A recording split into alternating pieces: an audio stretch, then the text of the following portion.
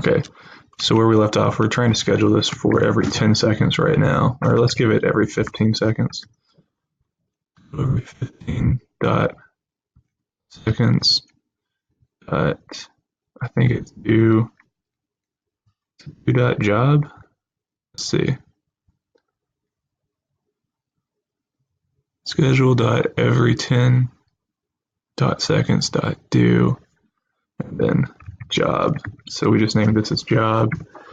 And then what else do we have? So we need to make sure this is while true. So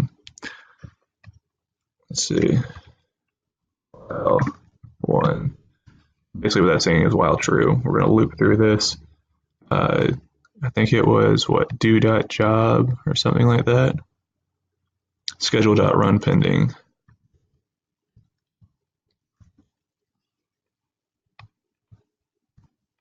Give me for this cheat sheet, run pending.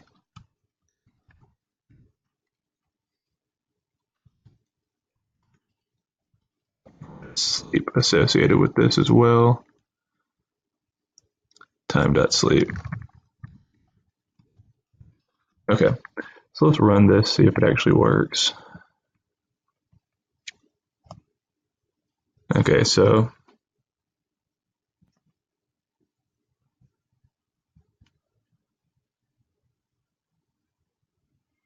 time is not defined.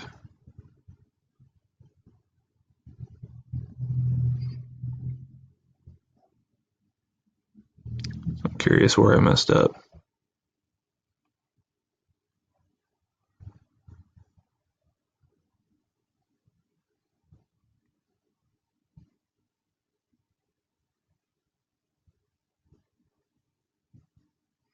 Did I not import time? Okay, let's try this again. If it doesn't work, then we'll need to start over.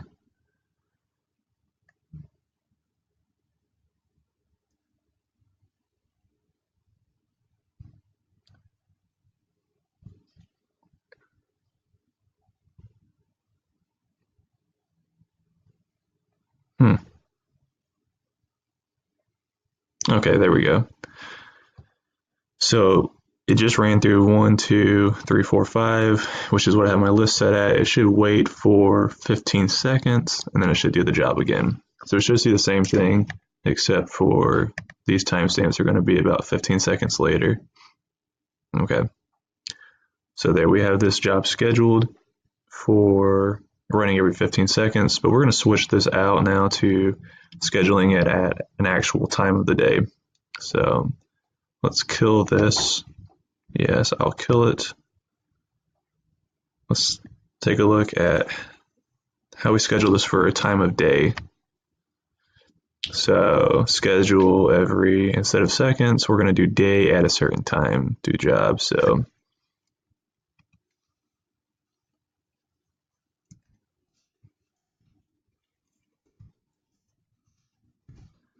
schedule every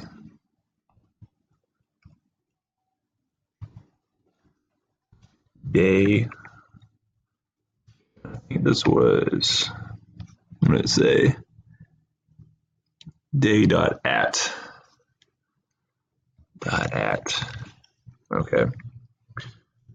And looking at my time over here, we are at 1:25. So let's do this at, and we're also at, I do believe, 24-hour clock. So at 13:26. Say run. Okay. Oh, cancel. Let's comment this out. I want that. And since it's already at 13:26, let's see if this works.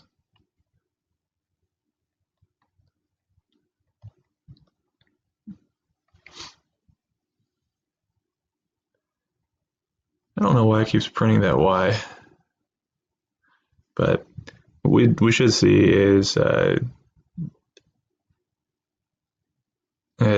when this hits 127, this should begin to populate. So now we wait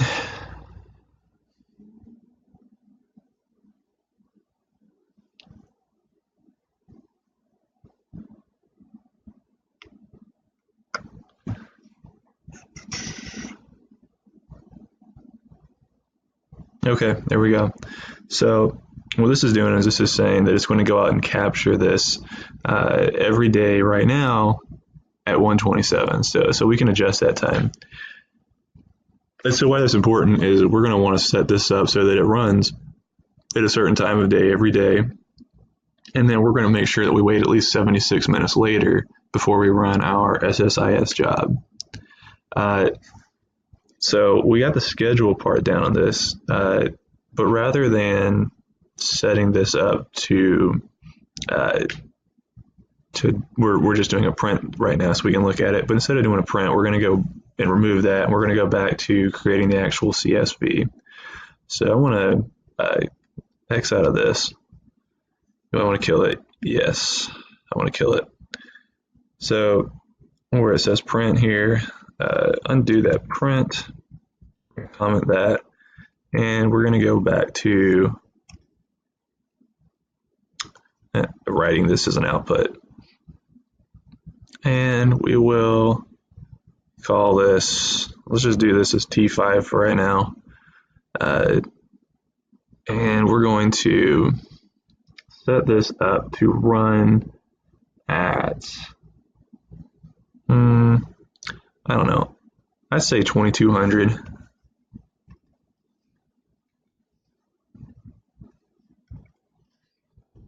We're going to set this up to run pretty much every night at 10 o'clock. And then I'd say after that, I'll probably go and schedule my SSIS package to run right around at midnight. So as I can see it, it looks like we've got the pieces coming in that we want. It's going to be written to a file. You know what? Let's just do a test run of this. Let's actually set this for, what we say, 1300 for,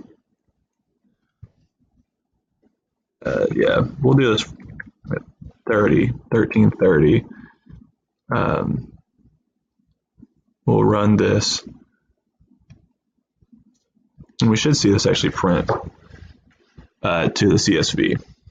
So let's go over there, and we should be seeing an output T5 show up when this hits 130. And then the next thing that we'll want to do if this works is we'll go back and we will we'll pick a file name that we're just going to keep on loading in, because that's what our SSIS package is going to hit. And we'll also make sure that instead of doing a length of 5 that we actually hit the entire stock market again. So just another little, there we go, 5. So let's give it just a second. Let's see what this data looks like.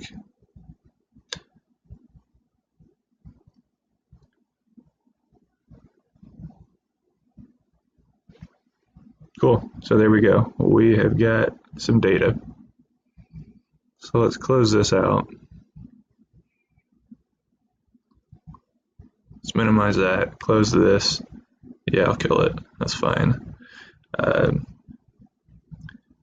Well, we don't want it to be length 5, we want it to be length, I think we said symbols list, I believe.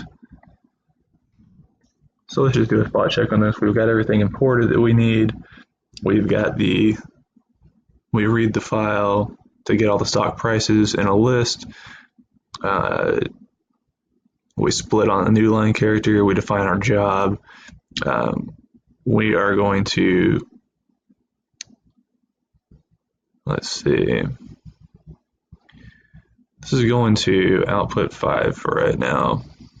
Let's call this output beta. So we're going to write this to output beta. While the length is less than the symbols list, we're going to run through this entire web scrape. We're going to write this, including the date time, to the file. We're going to cycle through pretty much until it hits the length of the list. We're going to do this